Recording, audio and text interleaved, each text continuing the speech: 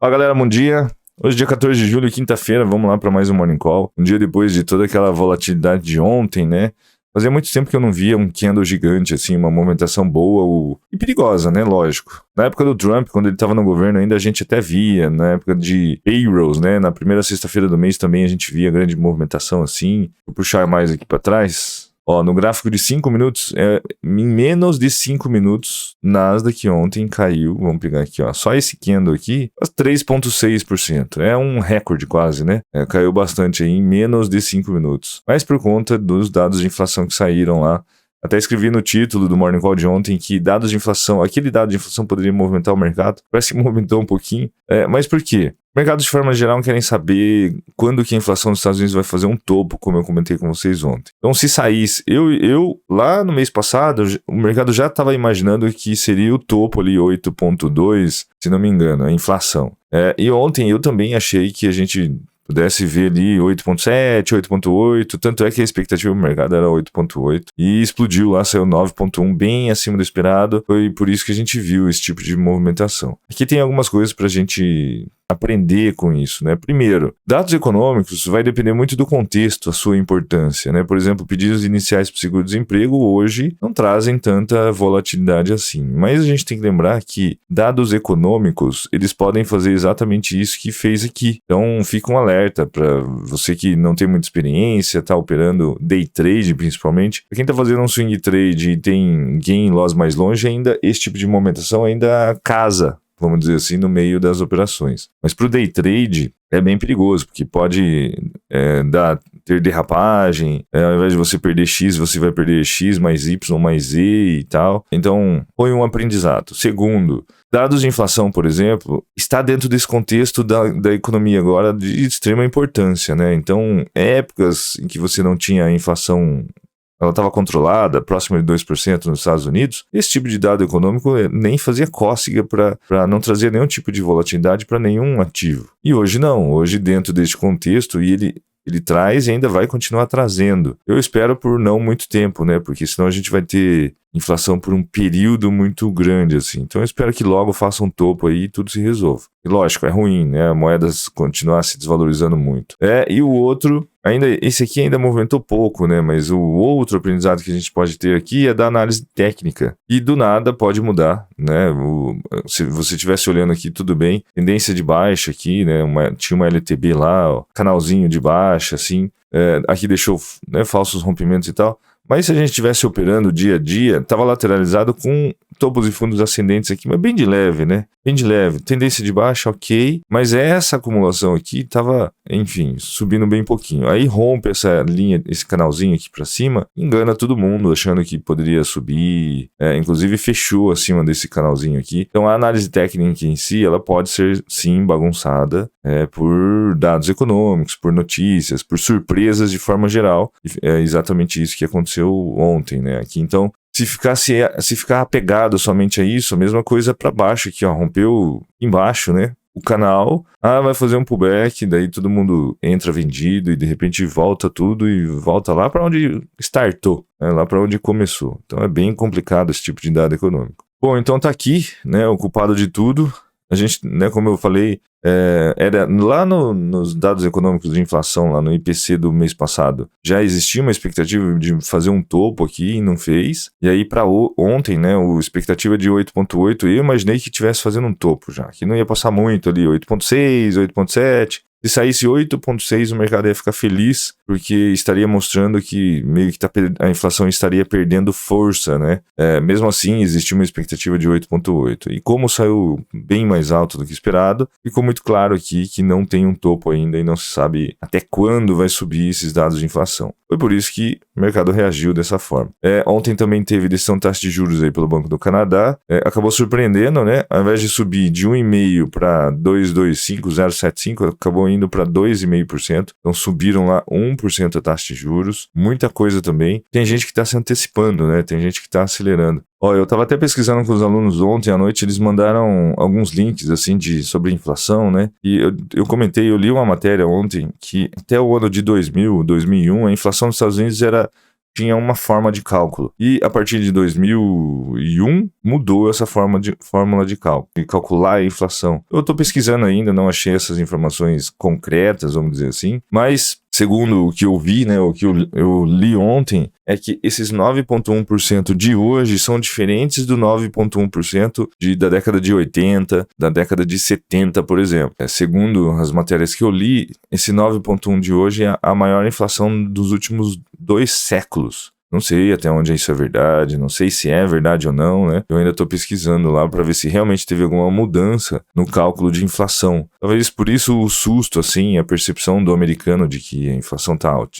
Do americano não, do mundo inteiro, né? Que a inflação está altíssima. E de bancos como o Canadá, surpreendendo aí, subindo juros. Esse aqui também é a maior subida de juros da história do Banco do Banco Canadense. A Suécia também surpreendeu subindo juros acima do esperado. Então, os bancos centrais pelo mundo inteiro estão, né, com as mesmas atitudes, tomando as mesmas atitudes, com exceção de Japão e Europa ainda, né, com as políticas expansionistas por enquanto. Ontem também saiu o livro bege, mas diante do contexto de inflação ali, o livro bege acabou se tornando irrelevante. O livro bege é um livro que reúne as informações de vários economistas, analistas, gente do mercado sobre perspectivas futuras da economia dos Estados Unidos. E acabou se tornando irrelevante. À noite, 10h30 da noite, também saiu variação no emprego da Austrália. Também surpreendeu, com expectativa de 30 mil, saiu quase 90 mil. E aí quando você acaba abrindo o gráfico, né, o dólar australiano, também teve uma boa movimentação, isso ontem à noite. Por conta desse tipo de dado econômico que saiu positivo. Se não me falha a memória, é esse aqui, ó. Esse ando bem grandão aqui. Enfim, mas de resto não tinha mais nada, né? Esses eram os principais. Quando a gente olha aqui, gráfico de forma geral, o dólar tá forte, né? Subiu a noite inteira. Nas últimas horas ele até acelerou um pouco mais, nas últimas 1h30 mais ou menos. E pelo jeito o mercado não está bem, né? Vai continuar reagindo mal aí, dados de inflação. E começa também a temporada de divulgação de balanços das empresas. Hoje começou com alguns bancos, JP Morgan e Morgan Stanley, bem negativos também, né? Abaixo das expectativas. Essa já era a ideia de que a gente tivesse uma temporada aí meio ruim. E por isso que esses índices aí não se animam. Como a gente está vendo ali, os índices estão caindo. E caindo até que relativamente bem, né? O índice dólar está subindo 0,7% nesse momento. Hoje também tem alguns dados que são extremamente importantes, que é o IPP, que também é um dado de inflação. A expectativa é de que eles saiam acima do esperado, justamente porque saiu o IPCA mais alto. Esse aqui é o índice de preço ao produtor. Então também tem expectativa aí de azedar a marmita aqui com esse dado de inflação alto. Se sair alto ou acima do esperado, os índices não vão se animar para subir aí. E depois, mais à noite, vai sair PIB lá e resto do dia, assim, no meados do dia não tem mais nada. Como começa a temporada de divulgação de balanços, a gente vai ter que ficar de olho nessa parte aqui também, porque, como a gente sabe, os índices são formados por empresas e está saindo a divulgação das empresas aqui. Se saísse muito bom o resultado de todas elas, de forma geral, tanto no varejo quanto financeiro, talvez até pudesse trazer algum alívio para os índices, mas não é o caso, não mesmo. Bom, então ontem, né, como a gente viu ali, teve quedas acentuadas, mas no meio do caminho teve uma recuperação, e com isso o Dow Jones acabou fechando aí levemente negativo, 0,6%. O S&P e Nasdaq também ali próximo. O Nasdaq próximo da estabilidade, mas a gente não pode se enganar porque caiu um monte ontem e depois recuperou no decorrer do dia, por isso que fechou próximo da estabilidade. Enquanto eu gravo o Morning Call, tá tudo negativo, Dow Jones caindo mais 1,4%, bolsas da Europa também caindo, mundo inteiro vermelhinho, vermelhinho, tem nada positivo. Bom, Nikkei, para não dizer nada positivo, Nikkei tá positivo. Daí o resto só. O VIX, que é o índice do medo, também está positivo. Então, quanto mais, né? Quanto mais verdinho ali, mais medo. Então, nesse momento, a gente tem tensão nos mercados, até por conta de dados econômicos, dados de empresas. E daqui a pouco a expectativa também de dados econômicos ruins. Sites de notícia falando sobre a Janet Yellen, também dizendo que dados econômicos se deterioraram e piorou as coisas. O JP Morgan, lembra que eu mostrei em algum momento aqui no Morning Call sobre uma pesquisa do que aconteceu no primeiro semestre, se foi ruim, o que poderia acontecer no segundo e tal. Então, como saiu dados, aqui ó, divulgação de balanços, JP Morgan diz que lucro do segundo semestre caiu 28% após trimestre, né? Construir reservas para empréstimos ruins. Foi o maior calote, né? Dei uma lida lá que às vezes vale a pena para entender um pouco o setor, como é que tá. Aqui, Janet Yellen, que ela é ex-presidente também do Tesouro, né? Alerta que a inflação nos Estados Unidos é inaceitavelmente alta. Então, é o dado econômico do momento, não adianta, como daqui a pouco tem de novo, não conseguimos prever nada, mas pelo jeito não está num dia bom, não.